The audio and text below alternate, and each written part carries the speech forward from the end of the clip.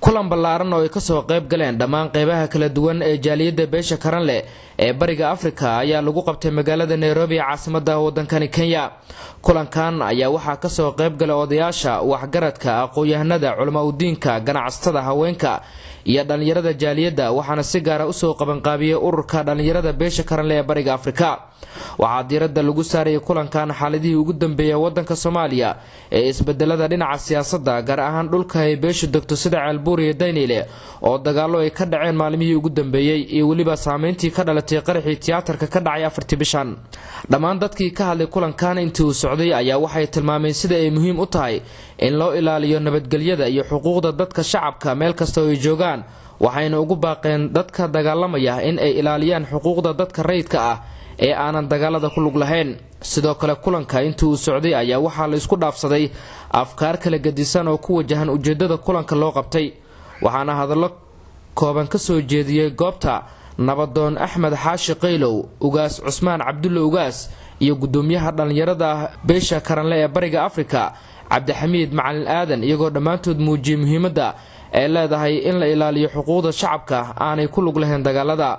gabagabadii kulanka oo waqti badan socday ayaa waxaa laga soo saaray warmurtiyeed ku saabsan waxyaabihii ka soo baxay kulanka, waxaana saxaafaddu u akhriyay Abuukar Maxamed Sheekh oo ka mid ah ganacsatada jaaliyadda. jidda cambaareen oo baaq ku wajahan qaraxii ka dhacay tiyaatarka. jaaliyadda beesha Karanle ee bariga Afrika waxa ay si guud u cambaareynaysaa cid kasta oo ka dambeysay falkii dadka badan lagu dilay ee ka dhacay tiyaatarka qaranka 4 bishii Abriil.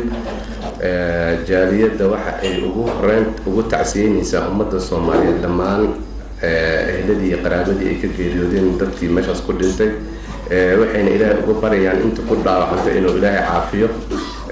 dhanka kale waxaan ugu baaqaynaa madaxda ugu sarreysa dowladda, hay'adaha caalamiga sida ICC-da, Interpol iyo dhammaan hay'adaha amniga dowladaha dariska ah in arrintaas ay si daacadnimo ah baaritaan xoog leh loogu sameeyo si loo ogaado ciddii ka dambeysay dhibaatadii meeshaas ka dhacday. sidoo kale waxaan cambaareynaa oo aan aad uga xunnahay in laga hordhaco oo laga hormaro natiijadii ka soo baxday guddiga loo xil saaray arrintaasi, oo si toos ah maaragtay dad aan caddeyn loo haynin dusha looga saaro iyadoona la hubin ama loo haynin wax caddeyn ah.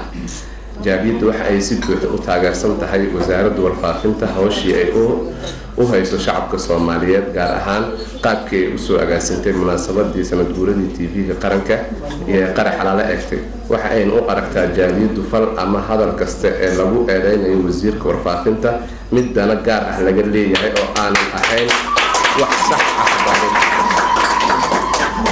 jaaliyad fal ama hadal ah ee lagu eedeynayo wasiirka warfaafinta mid dana gaar ah laga leeyahay oo aanan ahayn wax sax ah oo baaritaan rasmi ah ku imaan.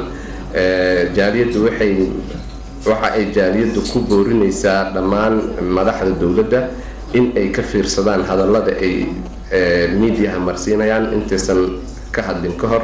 ugu dambeyn waxa aan ugu baaqaynaa in laga hor dhicin natiijada ka soo baxda guddiga baaritaanka. waxaan ka codsanaynaa dhammaan hay-adaha ku shaqada leh mar labaad iyo mar saddexaadba in ay arrintaasi soo fargeliyaan hay-adaha ugu sarreeya adduunyada, ICC-da, Interpol, dowladaha dariska ah. waxaanan diyaar u nahay natiijo kasta oo ka soo baxdo baaritaankaasi in ama aan u hoggaansanaan doono. wixii dhibaato ah ee halkaas ka dhacayna mas-uuliyaddeeda ay qaadi doonto ciddii ay soo saaraan guddigaas baaritaanka.